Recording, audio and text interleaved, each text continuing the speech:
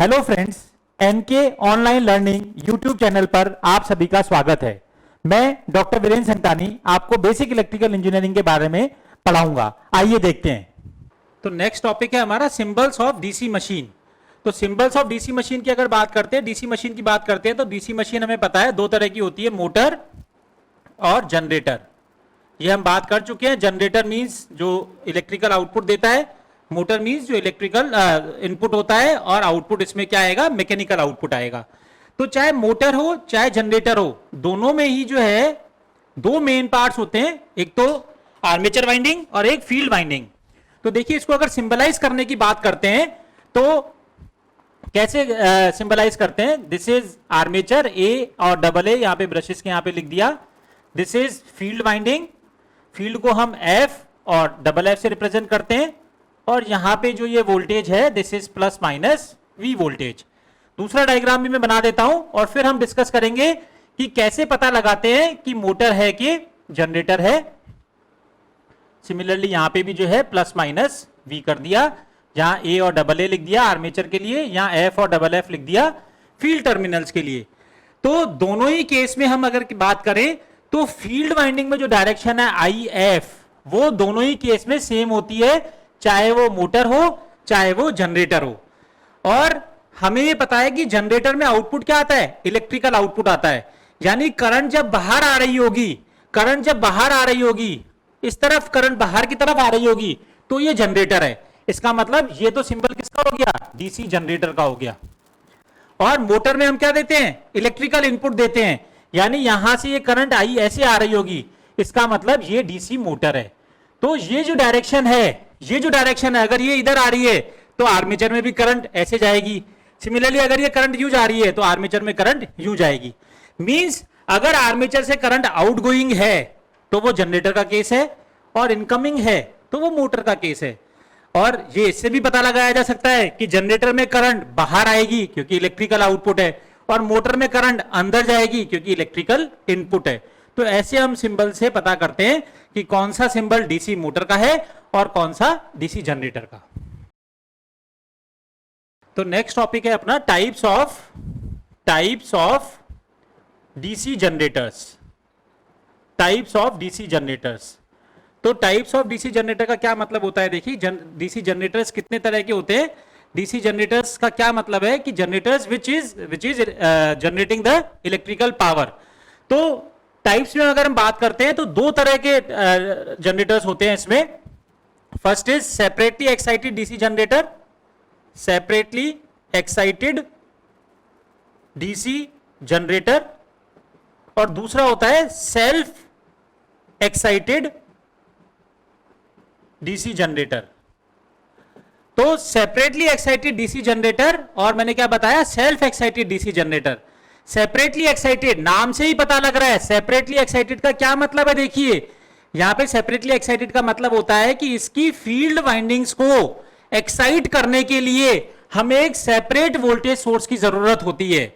मैं फिर से बोल रहा हूं, इन the case of separately excited DC generator, A separate voltage source is required to excite the generator. That generator is termed as separately excited DC generator.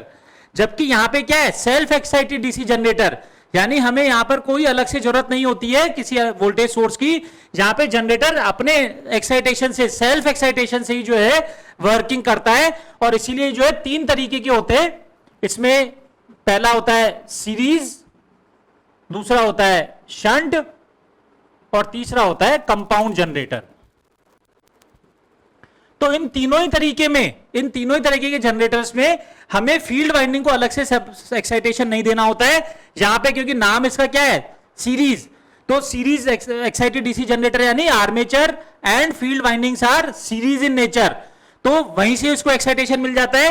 यहां पे field winding जो है वो पैरेलल में आ जाएंगी, और यहां पे कुछ सीरीज में होता है और कुछ पैरेलल में होता है। मींस तीनों ही केस में हमें अलग से सेपरेटली वोल्टेज लगाने की जरूरत नहीं होती है to excite the field coils, whereas in the case of separately excited DC generator, a separate voltage source is required to excite the field windings. This is the major difference between separately excited and self excited DC generators.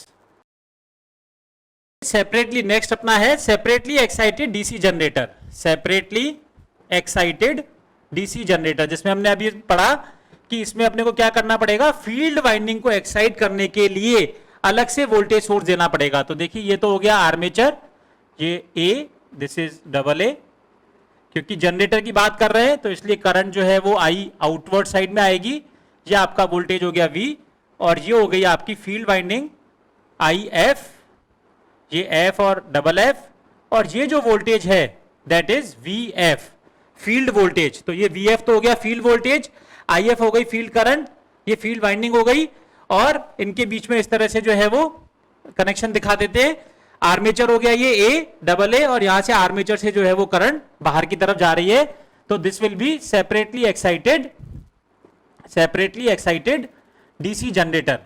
तो देखिए इसमें क्या हुआ, a separate voltage source is required to excite this particular field winding. तो generator में हमने क्या पढ़ा है कि जब भी हम रोटर मींस आर्मेचर को प्राइम मूवर से घुमाएंगे जो कि मैग्नेटिक फील्ड में रखा हुआ है, तो ये मैग्नेटिक फील्ड किसकी वजह से बन रहा है, फील्ड वाइंडिंग की वजह से।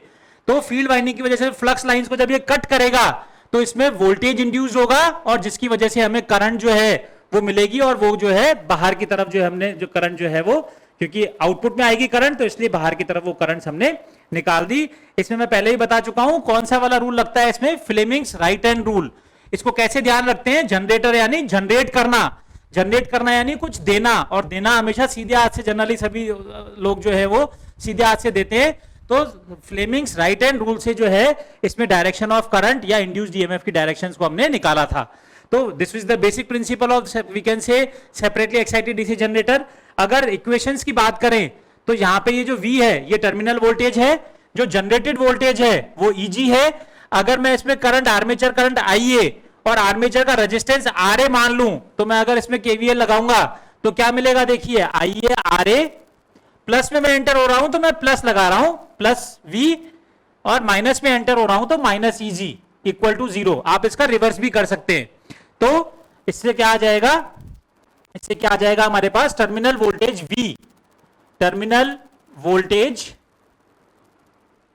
V is equal to EG minus IARA, जहां पे V तो हो गया टर्मिनल वोल्टेज, EG क्या हो गया, generated voltage bye armature, IE हो गई हमारी आर्मेचर करंट, और RA हो गया हमारा आर्मेचर का रेजिस्टेंस। तो क्योंकि ये जनरेटर का केस है इसलिए हम इस वोल्टेज को EG को जनरेटेड वोल्टेज बोलते हैं। मोटर के केस में इसको EB बोलेंगे जब बात करेंगे, और करंट जनरेटर के केस में हमेशा मैं बार बार बोल रहा हूं बाहर की तरफ है। तो this is all about the equation related to the separately excited DC generator. हमारा टाइप्स ऑफ डीसी मोटर, तो ये तो एग्जैक्टली सिमिलर है as we have discussed in the case of DC generator, कि ये दो तरह की होंगी, सेपरेटली एक्साइटेड डीसी मोटर, और दूसरा हो जाएगा self excited DC motor. Self में जैसे वहां पे 3 थे, सीरीज, शंट और कंपाउंड। तो this is exactly similar as we have discussed in the types of DC generator. The only difference between generator and motor is again the direction of current. In the case of generator the direction of current is outwards, that is the output is electrical, whereas in the case of motor the direction of current is inwards, that is the current is input, the current is input, because it is the case of motor. This is basically the difference, and the various types are exactly similar as in the case of generators. So next is separately excited DC motor. Separately excited DC motor. तो separately excited DC motor का क्या मतलब है, नाम से ही पता लग रहा है कि इसमें हमें फील्ड को एक्साइट करने के लिए सेपरेट वोल्टेज सोर्स देना पड़ेगा, जैसे हमने अभी डीसी जनरेटर के केस में देखा था। तो इसका जो इक्वेशन है और सर्किट जो है वो कुछ इस तरह का बनेगा, A double A, this is voltage V, this is field and here it is voltage plus minus VF, current is IF, field is F double F। क्योंकि हम ये क्या बोल रहे हैं, मोटर है, तो मोटर अगर है तो इसमें जो करंट होगी I, वो करंट जो है वो इनपुट करंट होगी, यानी I, या मैं इसको बोलूं IA करंट, और वाइंडिंग का रेजिस्टेंस अगर RA बोलता हूं, ठीक, तो इसमें क्या होगा, this is separately excited DC motor, जिसमें कि हमने देखा कि फील्ड को अलग से एक्साइटेशन वोल्टेज VF देना पड़ रहा है। करंट जो है इसमें इनपुट करंट जो है वो डायरेक्शन आर्मेचर की तरफ है। तो देखिए अगर मैंने यहां पे वोल्टेज V, मोटर के केस में जो ईएमएफ जो होता है that is turned as EB, that is back EMF बोलते हैं मोटर के केस में जो जनरेटेड वोल्टेज है। तो अगर मैं इसमें अगर केवीएल लगाऊंगा तो देखिए क्या आएगा, IaRa plus EB minus V equal to 0, यानी EB इज इक्वल टू क्या हो जाएगा, EB is equal to V minus of IaRa, जहां पर V तो हो गया हमारा टर्मिनल वोल्टेज, V हो गया टर्मिनल वोल्टेज, EB जो वहां जनरेटेड वोल्टेज कहलाता था, मोटर के केस में इसको हम बैक ईएमएफ बोलेंगे, this is back EMF, and RA is armature resistance, RA is armature resistance, और IA जो है that is armature current, armature current. तो this is the basic describing equation in the case of separately excited DC motor. Generator के case में इसमें क्या उल्टा था, वहां पे करंट बाहर थी क्योंकि जनरेटर से आउटपुट मिलता है, यहां पे करंट अंदर की तरफ है, इसलिए जो इक्वेशन आई EB equal to V minus IaRa।